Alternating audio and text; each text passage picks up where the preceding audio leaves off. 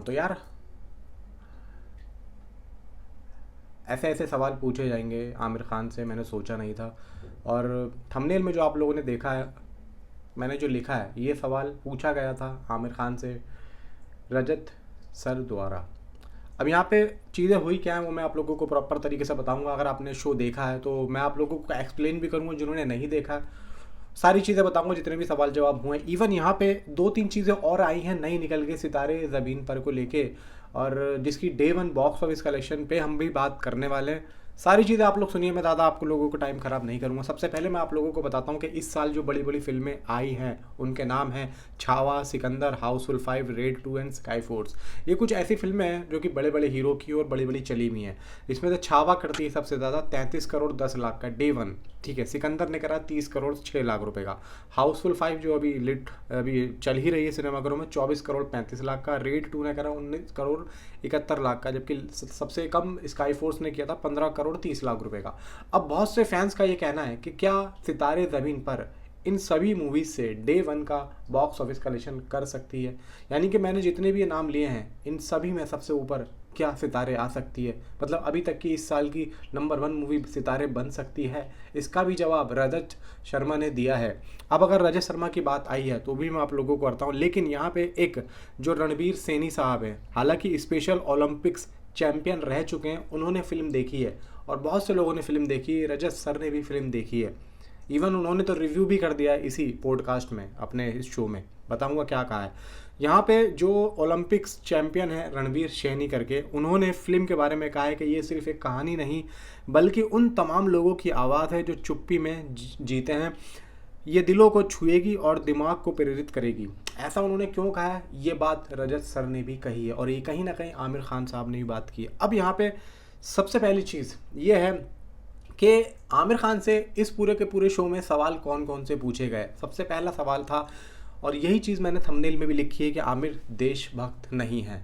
इसका सबसे बड़ा एग्जाम्पल उन्होंने एक चीज़ पे रख के दिया, जो कि हमारे जो भाई एक महान एक्टर है मनोज कुमार साहब, जो कि अब इस दुनिया में नहीं है। उन्होंने ये कहा कि मनोज कुमार साहब ने जब मेरी कुछ फिल्मों को देखा, जैसे कि रंग दे बसंती, लगान और सरफरोश, ये सब मूवी जब उन्होंने मेरी देखी तो उन्होंने मुझसे एक बात कही कि यार मैं अपने आप को मानता था कि मैं एक देशभक्ति फिल्में करता हूँ और मैं कहीं ना कहीं फिल्म इंडस्ट्री का देशभक्त हूँ सबसे बड़ा। तो आमिर खान साहब कहते हैं कि मेरी जब उन्होंने ये फिल्में देखी तो उन्होंने ये कहा कि अगर मेरे बाद कोई और है तो तुम हो आमिर।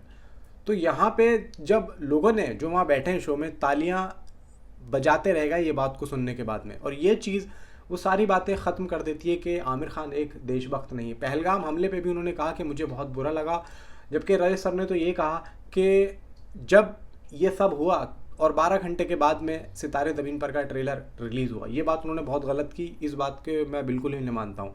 12 घंटे बाद नहीं हुआ, उसी दिन आने वाला था तो उसको कैंसिल किया। इवन अंदाज अपना अपना कि प्रीमियर भी इन्होंने कैंसिल किया था। तो ये बात आमिर खान ने खुद कही शो पे। दूसरा सवाल, धर्म का मजाक बनाते हैं, जैसे कि पीके में इन्होंने धर्म का मजाक बनाया, ऐसे लोगों का कहना है, जबकि उनका कहना यह है कि मैंने किसी भी धर्म का मजाक नहीं बनाया। मैंने सिर्फ उन लोगों को आईना दिखाया जो कि धर्म को रख के लोगों को ठगते हैं, यानी कि अगर ऐसा होगा तो ऐसा होगा लेकिन तुम्हें इतने पैसे देने पड़ेंगे। धर्म के नाम पे जो लोगों को ठगते हैं उनका मजाक उड़ाया। इवन फिल्म के अंदर एक चीज़ भी है, एक हिंदू लड़की और एक मुसलमान लड़का जो दिखाया है, उन दोनों का दिखाया है कि आमिर खान जो सजेशन ने बोला कि ऐसा क्यों किया, एक मुसलमान लड़का और एक हिंदू लड़की को आपने क्यों दिखाया अपनी फिल्म में। तो उन्होंने बोला कि यहाँ पे ना तो एक मुसलमान लड़का है ना ही एक हिंदू लड़की है, यहाँ पे आप इंसानियत देखिए और यहाँ पे आप लव देखिए। उन्होंने बोला कि मेरी दोनों बहनों की शादी, दोनों मुसलमान हैं, दोनों हिंदू जो लड़के हैं उनसे हुई पड़ी है। इवन मेरी खुद की बेटी की शादी एक हिंदू लड़के से करी है। तो यहाँ पे मैं सिर्फ प्यार देखता हूँ, ना कि यहाँ पे जो अलग जो चीज़ होती है वो देखता हूँ।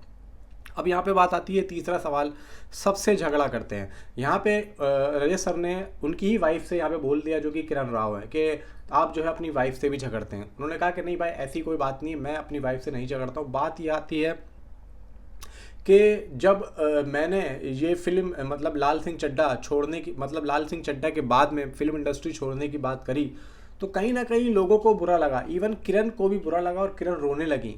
तो उन्होंने मुझसे ये कहा कि नहीं, ये आप गलत कर रहे हो, जबकि उनके दोनों बेटा बेटी जुनैद और हीरा ने भी मुझे बैठ के समझाया कि पापा ये आप गलत कर रहे हो। तो ऐसा लोगों को लगता है कि मैं उन लोगों से झगड़ा करा और मैं उनसे झगड़ता हूँ, कि मैं लोगों से नहीं झगड़ता हूँ। और बहुत सारी बातें उन्होंने बताई झगड़े को लेके, लेकिन जो मेन जो बात थी वो यही थी, जो अभी हाल फिलहाल में किरण राव से उनका जो अभी डिवोर्स हुआ, लोगों को लगता है कि एक झगड़े की वजह से हुआ, हालांकि ऐसा कुछ भी नहीं है। वो उनके साथ अभी भी काम कर रही हैं। उल्टे रास्ते पर आमिर खान चलते हैं। अब उल्टा रास्ता यहाँ पे रजत सर ने क्यों कहा है? देखो, यहाँ पे हाल फिलहाल में सितारे ज़मीन पर रिलीज़ हो तो रही है, लेकिन यहाँ पे जिस तरीके से वो उल्टे चल रहे हैं, ऐसा लोगों का कहना है, मेरा नहीं कहना है। वो कहते हैं कि भाई OTT पे आप रिलीज़ नहीं कर रहे हो, इवन यहाँ पे 1000-1500 स्क्रीन्स पे आप रिलीज़ कर रहे हो, फिर अचानक से आप लोग कहते हो कि 3000 स्क्रीन्स। तो मेन मुद्दा OTT का था। तो उन्होंने ये कहा कि मैं यहाँ जो बैठा हूँ आप लोगों के सामने, मैं यहाँ थिएटर की वजह से बैठा हूँ, जो बड़े पर्दे पे आप लोग आके फिल्म को देखते हैं। मैं OTT की वजह से नहीं बैठा हूँ, मैं यहाँ TV की वजह से नहीं बैठा हूँ, मैं थिएटर।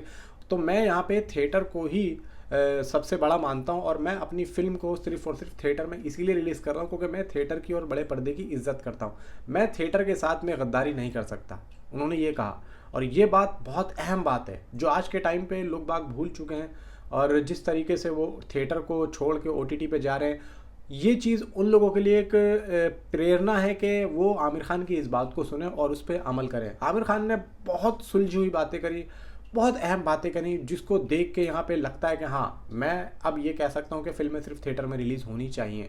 रोने का जो उनका जो एक सीन था, रोने का ये आया कि जब वो लाल सिंह चड्ढा को करके उनको ये लगा कि यार अब मैं फ़िल्म छोड़ रहा हूँ और मैंने फ़िल्मों की वजह से अपनी फैमिली को टाइम नहीं दिया, अपने बच्चों को टाइम नहीं दिया। तो उस वक्त वो रोए कि मैं अपने बच्चों से इतने साल दूर रहा सिर्फ फिल्मों के लिए, और एक फिल्म आई और मेरी सारी जो ताकत थी फिल्मी वो सब यहाँ पे ले गई, मुझे इतना ज़्यादा ट्रोल करने लगे। इवन तुर्की पे भी उन्होंने कहा कि तुर्की में मैं जब गया था, जब हमारे सरकार भी, मतलब इंडियन गवर्नमेंट भी तुर्की गई, उन्होंने उसका हेल्प किया कुछ वहाँ पे जो हुआ था जो भी तुर्की में, और उस टाइम पे मैं भी गया था। ये सब तो उसके बाद में हुआ है। तो तुर्की का जो मामला था ये सब पहले का था, ना कि बाद का। तो अब बाद में कौन क्या कर जाए किसी के बारे में कुछ नहीं कह सकते। अगर आप किसी की हेल्प कर रहे हो, बाद में वो कैसा निकल जाए आपको कैसे पता? तो ये चीज़ आमिर खान ने की। तो ये जो शो में बुलाने का मकसद था रजत सर का, वो कहीं ना कहीं मुझे लगता है कि वो बिल्कुल यहाँ पे एक पॉजिटिविटी के साथ में था, और एक पॉजिटिव और एक नेगेटिव जो सवाल पूछे उनका बहुत ही पॉजिटिव तरीके से आमिर खान ने इसका आंसर दिया। और सितारे ज़मीन पर की जो एडवांस बुकिंग है बहुत ही जल्द स्टार्ट हो रही है, और फिल्म बहुत ही अच्छा जा रही है। रेस सर ने भी कहा कि मैंने ये फिल्म देखी है और बहुत ही अच्छी है, और ये उन सभी बच्चों के लिए जो कि यहाँ पे डाउन सिंड्रोम से पीड़ित हैं और वो जो अपने आप को अकेला समझते हैं। नीचे कमेंट आप ज़रूर करना। मिलता हूँ आपसे अगली किसी वीडियो में। Thanks for watching.